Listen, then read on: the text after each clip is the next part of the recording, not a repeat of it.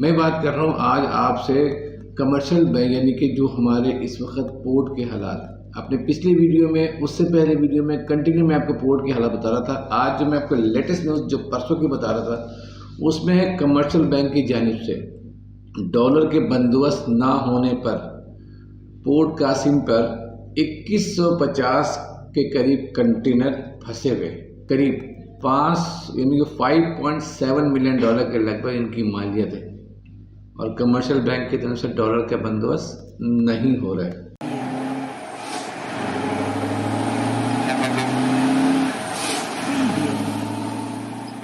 अस्सलाम वालेकुम दोस्तों, मैं सैयद इश्तियाक अपने एक नई वीडियो के साथ और उम्मीद करता हूँ अल्लाह के साथ से कि आप लोग सही होंगे, खैरियत से होंगे, अल्लाह की ख़ास रहमत आप लोगों के साथ होगी। दोस्तों आज की वीडियो फिर वही मैं आपको पाकिस्तान की इकॉनमी और पाकिस्तान के बिज़नेस के हालात बताऊँगा।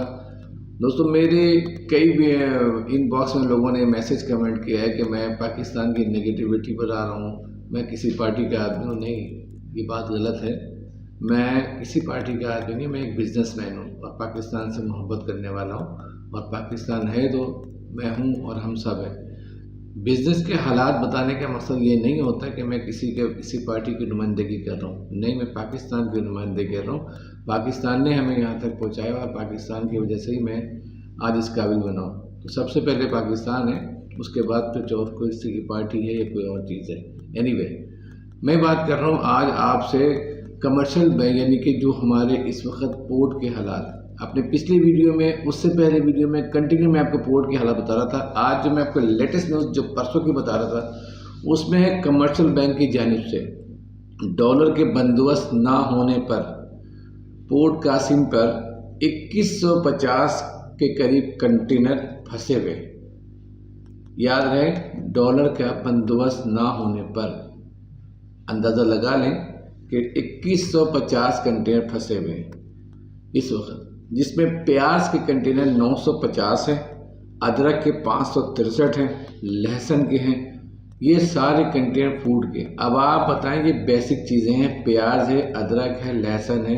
जब इनके कंटेनर स्टक हो जाएंगे तो मार्केट में महंगाई कहाँ पहुँच जाएगी। कहते हैं कि इसकी इन सामान की जो लागत है वो $5.7 मिलियन, करीब 5 यानी कि $5.7 मिलियन के लगभग इनकी मालियत है और कमर्शियल बैंक की तरफ से डॉलर का बंदोबस्त नहीं हो रहा है।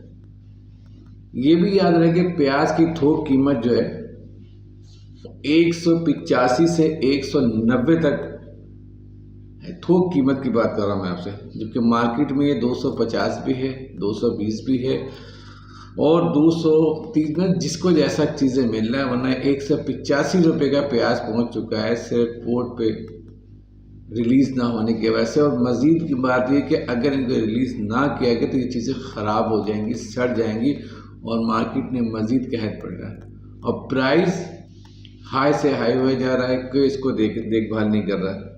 अगर पोर्ट कासिम पे इसकी क्लियरेंस से मज़ीद ताख़िर की गई ना तो मार्केट में ये एशिया बहुत नायाब हो जाएंगे। अभी इनकी पोजीशन ये है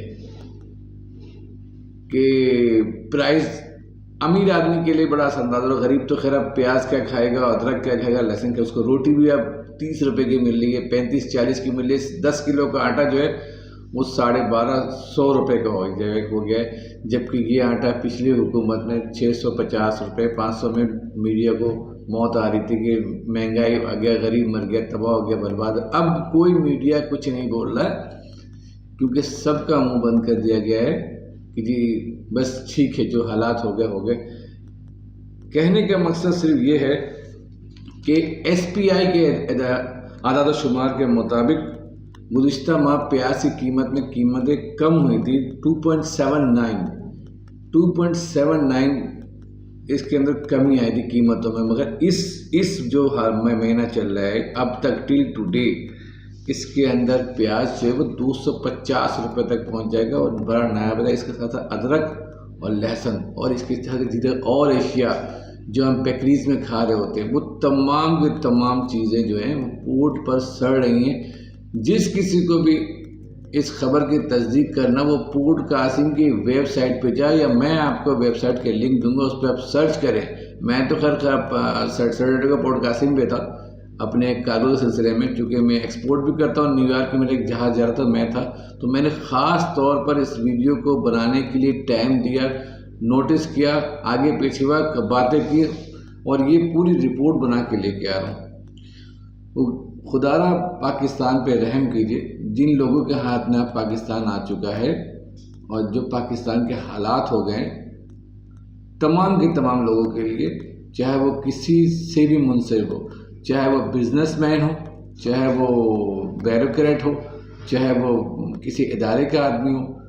देखें, महंगाई सबके लिए होती है, किसी पे असरअंदाज होती है, किसी पे नहीं होती, लेकिन सोचना सबके लिए चाहिए कि जो चीज़ हम पे हावी कर दी गई है, जो चीज़ हमें जहाँ तक पहुँचा दिया गया है, उसमें हमारी वापसी बहुत मुश्किल हो जा रही है। हम इसको सीरियस नहीं ले रहे। हमारे मुल्क में खाने पीने का भी कहर पड़ने वाला है, क्योंकि हम खुद तो कुछ भी नहीं उगाते। एक वक्त में पाकिस्तान ज़रे मुल्क था, हर चीज़ उगाता था, टमाटर, लहसुन, प्याज, अदरक। अब हमारा ज़रात इतना महंगा हो गया है, हमारी खाद महंगी, हमारे फर्टिलाइज़र महंगा, हमारा यूरिया महंगा, हमारा स्प्रे महंगा, हमारी सब कुछ महंगी होने के हम चीज़ें मंगवा रहे हैं। इंतहाई शर्म की बात है, 1947 से लेकर 2015-16 तक हम ज़रे मुल्क थे। अब हमारे पास ज़रात का शोबा भी ख़त्म हो गया। कॉटन हम अब इम्पोर्ट कर रहे हैं चाइना से, ख़त्म, हमारे पास कुछ भी नहीं है। खुदारा इस वीडियो को सीरियस होकर देखें, इस पैगाम को आगे बढ़ाइए, पाकिस्तान की हिफाजत कीजिए, गरीबों का ख्याल रखिए, क्योंकि गरीब अब मज़ीद गरीब से गरीब तर हो रहा है, क्योंकि उसके पास से ये चीज़ें बहुत आगे पहुंच रही। जो बात मैं आपसे कह रहा हूँ, इसका हवाला भी आपको दूंगा, और ये बात मैंने खुद लिखा भी, देखा भी, और मैंने एक अखबार की कटिंग से भी ये बात नोट किया। उसने तो खैर मेरी हुकूमत के लिहाज से उसको ढका छुपा के बयान किया, लेकिन मैं आपसे फुल टाइम इसलिए लिख रहा हूँ कि मैं किसी हुकूमत का आदमी नहीं हूँ, मैं पाकिस्तानी हूँ, और मैं जो कुछ देख रहा हूँ वही आपको बयान कर रहा हूँ। इस दुआ के साथ कि पाकिस्तान की अल्लाह हिफाजत करे। पाकिस्तान है तो हम सब हैं। अपना बहुत ख्याल रखिए, दुआएं कीजिए पाकिस्तान के हक़ में। अस्सलामु अलैकुम व रहमतुल्लाहि व बरकातुहू।